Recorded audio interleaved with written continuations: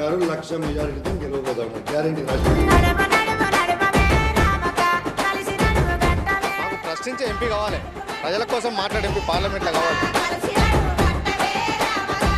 నమస్తే, welcome to shadow 9. ఇవాళ మనం షాడోలా అనుసరించబోయే నేత ఎవరో తెలుసా?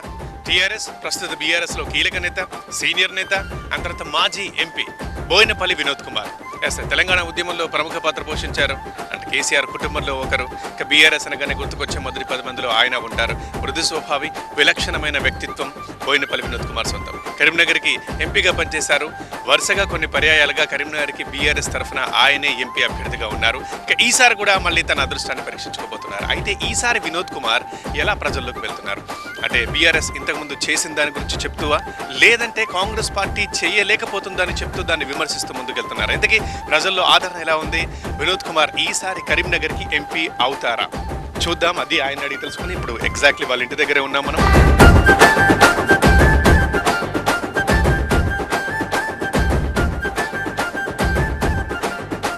సార్ నమస్తే.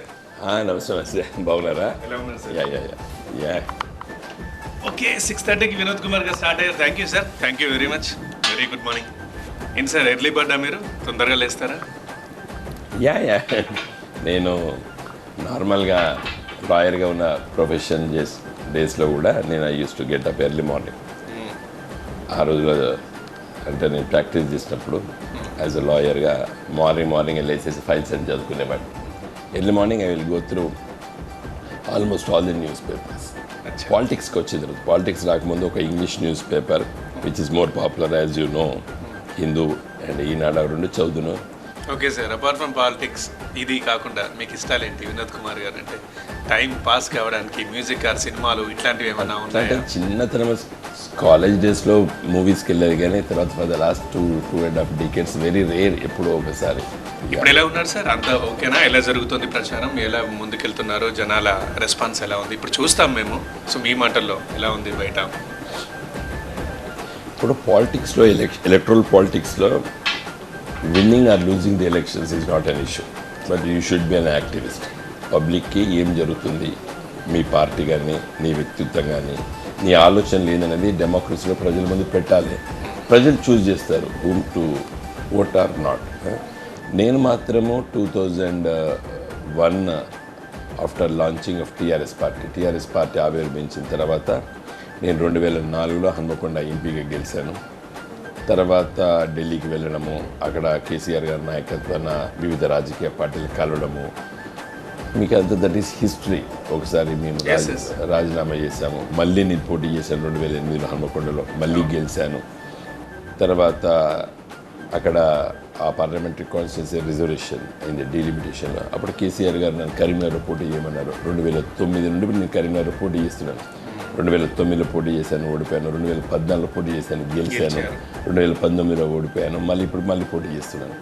సో నేను కేవలము ఒక పార్లమెంట్ సీటు, అంటే ఆ స్థానానికి పోటీ చేస్తున్నాను. ఎందుకంటే ఒక పార్లమెంటేరియన్ బాగా పనిచేస్తే తన నియోజకవర్గ రూపురేఖలు మార్చచ్చు. నేను కరీంనగర్ నగరానికి స్మార్ట్ సిటీ, 1000 కోట్ల రూపాయలు కరీంనగర్ నగరానికి తీసుకురావడం జరిగింది. ఎందుకు నేను ఒక ఎంపీగా ఉన్నందుకే తీసుకురాగలను. తర్వాత ఒక IIIT కావాలని పోరాటం చేసి చివరి దశలో వచ్చేసరికి నేను ఓడిపోవడం వల్ల రాలేదు. మళ్ళీ ఈసారి గెలిస్తే నేను తప్పనిసరిగా తీసుకొస్తాను, విశ్వాసం నాకు ఉంది. ఈ టైంలో రాజకీయ నేతలందరూ చాలా దురుసుగా మాట్లాడే నేతల్ని మనం చూస్తున్నాం. ఏకంగా వ్యక్తిగత దూషణలు ఉంటున్నాయి, మాటలు హద్దులు మీరుతున్నాయి. ఇట్లాంటి టైంలో ఇంకా మీరు ఇదే మీ సభ్యత, మీ సంస్కారం, ఆ మాటల్లో మృదుత్వం ఎక్కడ కోల్పోకుండా ఉండడం ఇది పెద్ద టాస్క్. ఇది వినోద్ కుమార్ గారికి ఎలా సాధ్యమవుతుంది ఇంత హార్ట్? అంటే దూషించడము, అసభ్యంగా మాట్లాడడం అనేది ప్రజాస్వామ్యానికి మంచిది కాదు. నేను కాన్స్టిట్యూషన్ చదివాను అది లా స్టూడెంట్గా. ఇంత గొప్ప రాజ్యాంగం అనేది ఒక ప్రియాంబుల్ చదివితే సరిపోతుందండి. ఈ దేశ ప్రజలు just read the preamble of this constitution, అప్పుడు అర్థమవుతుంది. మీ మీద వ్యక్తిగత దూషణలకు పాల్పడే మనుషులు ఉంటారు. ఏదో టైంలో బాధ అనిపించలేదా? మీరు మాత్రం ఎవరిని ఒక మాట తోలినట్లు మాత్రం మాకేనాడు కనిపించలేదు. నన్ను చాలా తక్కువ మంది దూషించారు. అందుకే నాకు చాలా, నా ప్రత్యర్థులు కూడా నన్ను దూషించలేదు. ఇక్కడ కూడా నాకైతే ఇప్పుడు ఎన్నికల్లో పోటీ చేసే సందర్భంలో కానీ విమర్శలు చేయొచ్చు, విమర్శలు స్వీకరించాలి. నిజంగా విమర్శల్లో కూడా నిజాయితీ ఉంటే దాన్ని ఒప్పుకోవాలి. విమర్శ కేవలం విమర్శ కోసం చేస్తే దాని గురించి పెద్ద పట్టించుకోవద్దు. రైట్ సార్, ఇవాళ ఎక్కడికి వెళ్తున్నాం, ఎక్కడికి మనం కలుస్తున్నాం? ఇలా చాలా మంచి ప్రోగ్రామ్స్ హుజురాబాద్ శాసనసభ నియోజకవర్గం లోపల ఇమ్మీడియట్గా మన 7 o'clock ఒక కార్యక్రమం ఉంది. తర్వాత ఒక టెంపుల్కి వెళ్దామని చెప్పి మా శాసనసభ్యులు కౌశిక్ రెడ్డి గారు చెప్పారు, అక్కడికి వెళ్దాము. తర్వాత మా ఇలా డే లాంగ్ ప్రోగ్రామ్స్ ఉన్నాయి, వెళ్దాం. రైట్ సార్, చలో మనం వెళ్దాం. ఇంకా పాడి కౌశిక్ రెడ్డి గారిని కలుద్దాం. అక్కడ నుంచి వినోద్ కుమార్ గారు ఎక్కడికి వెళ్తారు, జనాల్లో ఆదరణ ఎలా ఉంది, అది మనమే చూద్దాం షాడోలా ఉండి. Yeah thank you, please come.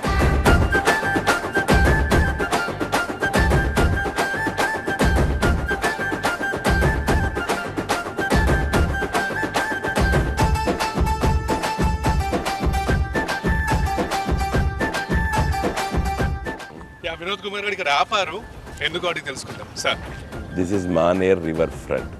దీంట్లో ఎప్పటికి కూడా వాటర్ ఉండి బోట్స్ ఉండాలని చెప్పి. ఇది కేబుల్ బ్రిడ్జ్ అండి, కరీంనగర్లో కేబుల్ బ్రిడ్జ్. ఇది ఎప్పుడైంది సార్? ఇది లాస్ట్ ఇయర్ దీన్ని చేయడం జరిగింది. అంటే దీన్ని స్టార్టింగ్ దాన్ని ఏమంటారు, మీరు ఆలోచన కానీ ఆచరణ కానీ ఎప్పుడు మొదలైంది? మీరు ఎంపీగా ఉన్నప్పుడు? నేను MP. This is my brain child. This is my brain child. నన్ను ఎవరు అడగలేదు. ఎన్ని సంవత్సరాల పని సార్ ఇదంతా? ఇదంతా ఒక 2 years కంప్లీట్ అయిందండి. ఇప్పుడు చూడండి, ఇదంతా నీళ్ళు ఉంటే అసలు దీనిలో మొత్తం ఆ లెవెల్లో వాటర్ ఉంటుంది. వెళ్దామా?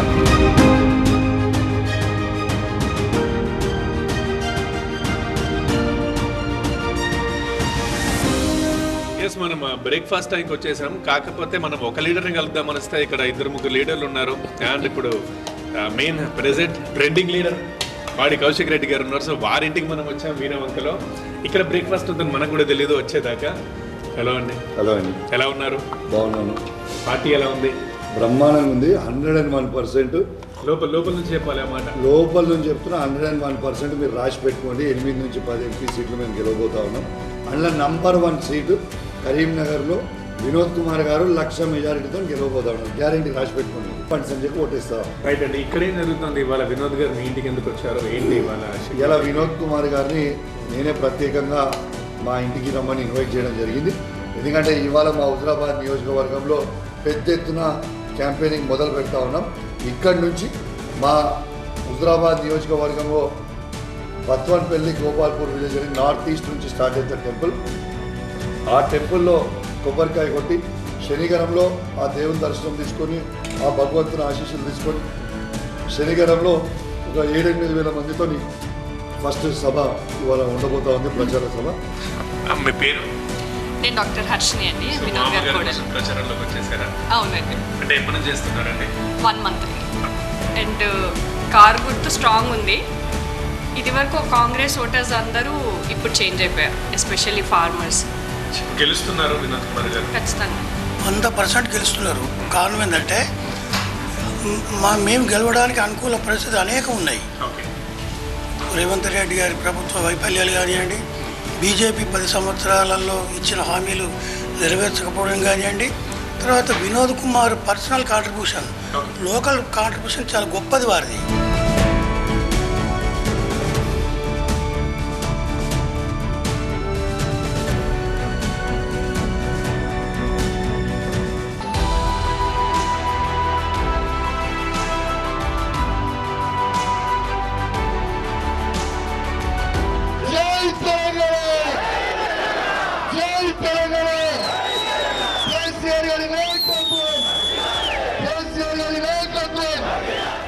మన రాష్ట్ర ప్రభుత్వం ఉన్నప్పుడు మనం ప్రతి జిల్లాలో మెడికల్ కాలేజ్ పెట్టినాం.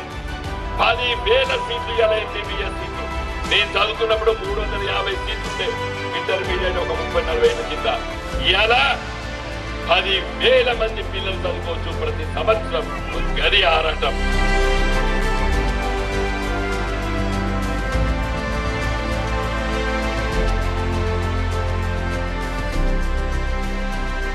బీఆర్ఎస్ పార్టీని బలపరిచి ఒక విజన్ ఉన్న నాయకుడిని ఇప్పుడు ఎంపీలను కనుక చూసుకున్నట్టయితే ఈ గతంలో ఉన్నటువంటి ఎంపీలు అక్కర్రాని ముచ్చట్లు, అక్కర్రాని పనులు చేసుడు తప్ప పబ్లిక్ ఉపయోగపడేటువంటి పనులను చెప్పే నాయకుడు అసలు లేనే లేడు.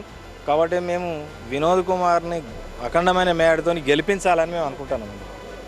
నేను ఒక చేనేత సహకార సంఘం అధ్యక్షుడిని, ఉమ్మడి కరీంనగర్ జిల్లా బోర్డ్ ఆఫ్ డైరెక్టర్ని చేనేత కార్మికుల తరఫున. మాది రెక్కాడితే డొక్కాడిన బతుకులు. జిఎస్టీ వేసి చేనేత కార్మికుల వ్యవస్థనే మొత్తం నాశనం చేసింది బీజేపీ పార్టీ. అందులో ఇక్కడ పాలిస్తున్నటువంటి కాంగ్రెస్ పార్టీ హస్తం కూడా ఉంది.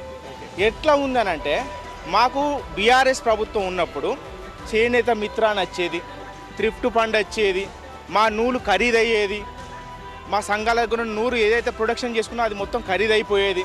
మాకు 5 నెలలు అవుతుందండి ఈ ప్రభుత్వం వచ్చినప్పటి నుంచి ఇంతవరకు ఖరీదు లేదు, ఇంతవరకు ఖరీదు చేయలేదు.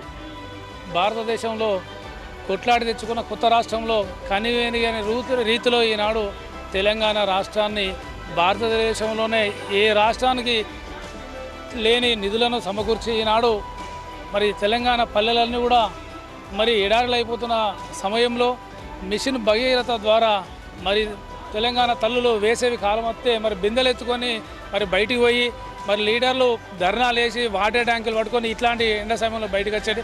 మరి కేసీఆర్ గారు ముఖ్యమంత్రి అయిన తర్వాత నా అక్క చెల్లెళ్ళు ఎవరు కూడా మరి ఎండాకాలంలో మరి బిందెలు పెట్టుకొని బయట చేయడం కానీ ధర్నాలకి కదా ఆలోచిస్తూనే మిషన్ భగీరథ ద్వారా ప్రతి ఇంటికి కూడా నీళ్ళు ఇవ్వడం జరిగింది.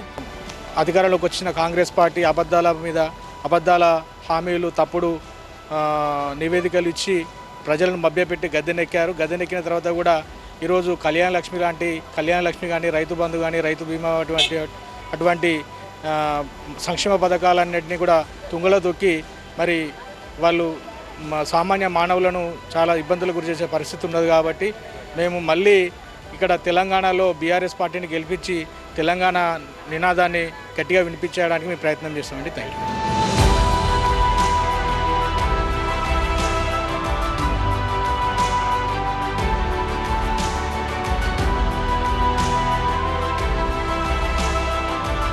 ఓకే, మనం కమలాపూర్లో ఉన్నాము. ప్రచారం లంచ్ టైంకి వచ్చేసింది. ఇప్పుడే లంచ్ చేశారు ఇక్కడే కార్యకర్తలతో అండ్ శ్రేణులతో.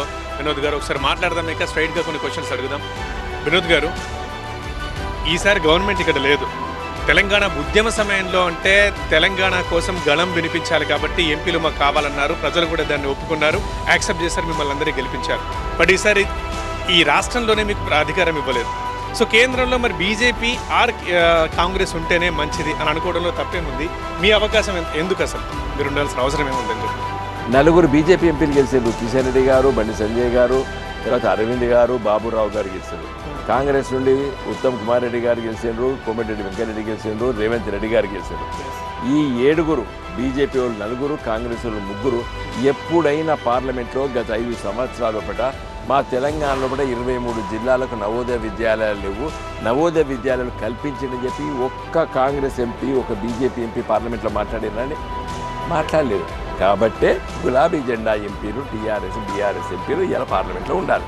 అదే నేను 2014 నుండి 19 వరకు పలు ప్రశ్నలు వేశాను. మాకు నవోదయ విద్యాలయాలు ఎప్పుడు ఇస్తారు, మా గ్రామీణ ప్రాంతాలు అట్లాంటి 10 సమస్యలు ఉన్నాయి. జాతీయ రహదారుల గురించేది, రైల్వే లైన్ల గురించేది, కరెంటు ఉత్పత్తి కేంద్రాల గురించేది, నీళ్ళ గురించేది. కాబట్టి ఇలా పార్లమెంట్లో ఇప్పుడే చాలా అవసరం. సో రేపు పొద్దున నేను గెలిచిన తర్వాత కరీంనగర్ నగరం లోపల ఒక బ్రహ్మాండంగా ఒక 100 ఎకరాల లోపల ఇన్స్టిట్యూట్ ఆఫ్ టెక్నికల్ ఎడ్యుకేషన్ సింగపూర్తో అనుసంధానం చేసుకొని ఒక గొప్ప నైపుణ్య కేంద్రాన్ని కరీంనగర్లో పెడితే ఈ బీఏలు, బీకాములు, ఎంఏలు, ఎంకాములు, ఎంఎస్సీలు సర్టిఫికేట్లు ఉన్న, బీటెక్ సర్టిఫికేట్ ఉన్నటువంటి వాళ్ళకి నైపుణ్యాలు 150 రకాల నైపుణ్యాలు నేర్పుతారు. 6 నెలలు నేర్పుతారు, ఏడాది 1 ఇయర్ నేర్పుతారు, 3 ఇయర్స్ కోర్స్ కూడా ఉంటుంది దాంట్లో.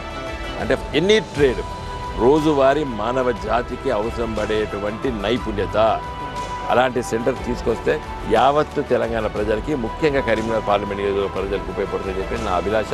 తప్పనిసరిగా తీసుకొస్తా.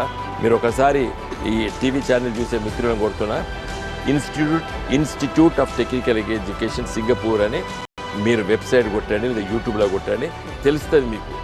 అంత గొప్ప ఇన్స్టిట్యూట్ నేను కరీంనగర్ తీసుకొని వస్తాను. ఈ 5 ఏళ్ల పాలన మేము చూస్తాం. ఇప్పుడు చెప్పిన ప్రతి మాట మీరు ఎట్లా నిరూపించుకుంటారు, ఎలా వెళ్తారో, ముందుకెళ్తారో అది ఇప్పుడే కాదు, ఆ 5 ఇయర్స్ కూడా మీతో షాడోలో ఉండి తెలుసుకుంటాం. తప్పనిసరిగా మీరు తెలుసుకోవాలని చెప్పి నేను కోరుతున్నాను. నేను చెప్పింది చేశాను. మా ఛానల్ వేదికగా మీరు ఇప్పుడు చెప్తున్నారు, మీ ఛానల్ ద్వారా చెప్తున్నాను. నేను చెప్పింది చేసినాను. నేషనల్ హైవేస్ తీసుకొస్తానని చెప్పి తీసుకొచ్చారు కరీంనగర్. తర్వాత చెప్పింది చేసిన స్మార్ట్ సిటీ ఆ పథకం అప్పటి వరకు లేకుండా ఆ పథకాన్ని మోడీ గారు అనౌన్స్ చేసేది కరీంనగర్ తీసుకొచ్చారు. తర్వాత చాలా విషయాల లోపల నేను కరీంనగర్కి నేరుగా హైదరాబాద్ రైల్వే లైన్ వేపిస్తానని చెప్పిన పనులు 80% అయిపోయింది. ఇలా రైలు నడుస్తున్నది సిద్దిపేట వరకు. ఇంకా నెక్స్ట్ ఇయర్ సిరిసిల్లకి నడుస్తుంది. ఆ నెక్స్ట్ ఇయర్ కరీంనగర్కి వయా వేములవాడ వచ్చేస్తుంది. కరీంనగర్లో రైలు ఎక్కితే వేములవాడ, సిరిసిల్ల, సిద్దిపేట, గజ్వేలు, మనోరాబాదు, మెడ్చెలు, అల్వాలు, సికింద్రాబాద్ రైలు 2 yearsలో నడుస్తుంది. సూపర్, పెన్ టు పెన్ బాగా చెప్తారు. Thank you anyway, thank you sir, all the best మీకు. రైట్, ఒక లీడర్ని కలుద్దామని వస్తే మనం ఇవాళ 2-3 లీడర్ని కలుస్తున్నాం. మరో డైనమిక్ లీడర్ ఉన్నారు మనతో పాటు. గెల్లు, ఎలా ఉన్నారు? ఫైన్, బాగున్నాను. పార్టీ ఎలా ఉంది? పార్టీ బీఆర్ఎస్ పార్టీ చాలా అద్భుతంగా ఉన్నది. ప్రజల విశ్వాసానికి నిజంగా చెప్తున్నారా? ఇప్పుడు మీరు అధికారంలో లేరు రాష్ట్రంలో. ఇప్పుడు టీఆర్ఎస్ పార్టీ ఇప్పుడు మొన్న ఏదో 10 సంవత్సరాలు అధికారంలోకి వచ్చినాం. అంతకుముందు 14 సంవత్సరాలు కొట్లాడినాం కదా. ప్రజల విశ్వాసంతోనే బీఆర్ఎస్ పార్టీ కేసీఆర్ గారి నాయకత్వంలో ప్రజల ప్రేమ అభిమానం పొందినాం. కాబట్టి 10 సంవత్సరాలు మేము అధికారం ఉన్నాం. ఇవాళ మొన్న కొంచెం ఏదో మిస్టేక్ అయింది, కానీ ఇవాళ మళ్ళీ కూడా ప్రజలంతా ఇవాళ కేసీఆర్ గారిని కోరుకుంటా ఉన్నారు. కరీంనగర్ ఎంపీ సీటు మీరు గెలవబోతున్నారా? ఏ కారణాలు? కాంగ్రెస్ ఫెయిల్యూర్ని తీసుకెళ్తున్నారా లేకపోతే మీరు చేసినవి చెప్తున్నారా? ఎలా? ఆల్రెడీ కాంగ్రెస్ ఫెయిల్యూర్ అనేది ప్రజల్లో ఒకటి ఉన్నది. మా పబ్లిక్ మాకే చెప్తున్నారు. మేమేం చెప్తున్నాం అంటే, పోయిన సంవత్సరం బండి సంజయ్కి మీరు ఓటేసారు. ప్రజలు కూడా చాలామంది యువత చాలా హుజరాబాద్ ప్రాంతంలో మా కరీంనగర్ పార్లమెంట్ పరిధిలో కూడా చాలామంది ఎడ్యుకేటెడ్ అంతా పోయినసారి ఓ దేశభక్తి భావంతో దేశం కోసం ధర్మం కోసం అంటే ఆనాడు బీజేపీ బండి సంజయ్కి ఓటేసారు. ఇవాళ బీజేపీ అధికారంలోకి వచ్చిన తర్వాత కనీసం కరీంనగర్ పార్లమెంటు పరిధికి ఒక్క ప్రాజెక్టు తీసుకురావాలి బండి సంజయ్ గారు.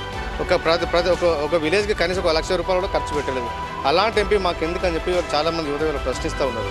వినోద్ కుమార్ ఒక విజన్ నాయకుడు. ఎందుకంటే ఇవాళ రేపు అందరి చేతుల్లో కూడా సెల్ ఫోన్లు ఉన్నాయి, అందరికీ ఇళ్ళలో ఇవాళ కంప్యూటర్లు ఉన్నాయి, అందరూ చూస్తున్నారు. వినోద్ కుమార్ గారు పార్లమెంట్లో ఏం మాట్లాడారు, ఎన్ని సబ్జెక్టుల మీద మాట్లాడారు, 106 విషయాల మీద పార్లమెంట్ డిబేట్లో పాల్గొన్నాడు. 553 పైగా ప్రశ్నలు ఇవాళ ప్రజా సమస్యల నుంచి పార్లమెంట్ దృష్టికి తీసుకెళ్ళాడని చెప్పి ఇవాళ గ్రామాల్లో కూడా యువత అంతా గూగుల్ సెర్చ్ చేసుకొని చూస్తున్నారు. మాకు ప్రశ్నించే ఎంపీ కావాలి, ప్రజల కోసం మాట్లాడే ఎంపీ పార్లమెంట్లో కావాలి, ఆ నాయకుని కోసం మేము ఓటేస్తామని చెప్పి చెప్తా ఉన్నారు. ఫైనల్గా గెల్లు గారు, మనం చూస్తున్నాం మళ్ళీ మోదీయే, మళ్ళీ ఈసారి తెలంగాణలో మొన్నటి కన్నా ఎక్కువగా ఈసారి బీజేపీ స్థానాలు కొడుతుంది అని కూడా మాట్లాడుతున్నారు. ఇప్పుడు బీజేపీ కార్యకర్తలు ఏంటంటే బండి సంజయ్ ముఖం చూస్తే ఓట్లేసే పరిస్థితి లేదు ఆయనకు. అందుకని వాళ్ళు మోడీ జపం చేస్తారు, కానీ ప్రజలు మాత్రం కేసీఆర్ జపం చేస్తూ ఉన్నారు. కేసీఆర్ ఉన్నప్పుడే కేంద్రాన్ని ప్రశ్నించాడు, అలాంటి నాయకుడు ఉండాలి. వినోద్ కుమార్ గారు కేంద్రాన్ని ప్రశ్నిస్తాడు. తెలంగాణ వ్యాప్తంగా కూడా కేసీఆర్ గారి తర్వాత వినోద్ కుమార్ గారికి ఒక మంచి ఇమేజ్ ఉంది. కాబట్టి ప్రజలందరూ కూడా బీఆర్ఎస్ పార్టీకి వేయడానికి సిద్ధమైపోయారు.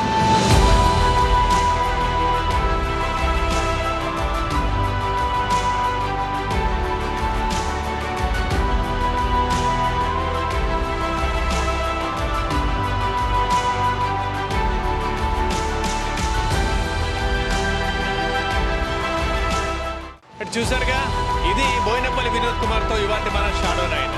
తెలంగాణ ప్రాంత ప్రయోజనాలు నెరవేరాలంటే, ఇక్కడ అభివృద్ధి ఫలాలు అందాలంటే, కేంద్ర ప్రభుత్వం నుంచి రాష్ట్ర ప్రభుత్వం దాకా నిధులు సక్రమంగా రావాలంటే ఖచ్చితంగా పార్లమెంట్లో బీఆర్ఎస్ ఎంపీ ఉండి తీరాలంటున్నారు వినోద్ కుమార్. అవడానికి తెలంగాణ వారే అయినా కాంగ్రెస్ బీజేపీ నేతలు పార్లమెంట్లో ఉన్నా లాభం లేదు, ఆ పని నెరవేరదు అంటున్నారు. ఈ మాట నేనే కాదు, ప్రజలందరూ అంటున్నారు, వాళ్లకు తెలుసని కూడా చెప్తున్నారు. ఇది వినోద్ కుమార్ మాట. మరి చూద్దాం ఇక జూన్ 4 నాడు ఆయన మాటలు ఎంత నిజమవుతాయో, ప్రజలు ఆయనని ఎలా ఆశీర్వదిస్తారో అనేది. అత్యధిక మెజారిటీతో గెలుస్తారని ఆయన అయితే అంటున్నారు. బట్ అప్పుడు మనం చూద్దాం. రైట్గా ఇది ఇవాళ షాడో నైట్. మరొక నెత్తతో మళ్ళీ కలుద్దాం. చూస్తూనే ఉండండి TV9.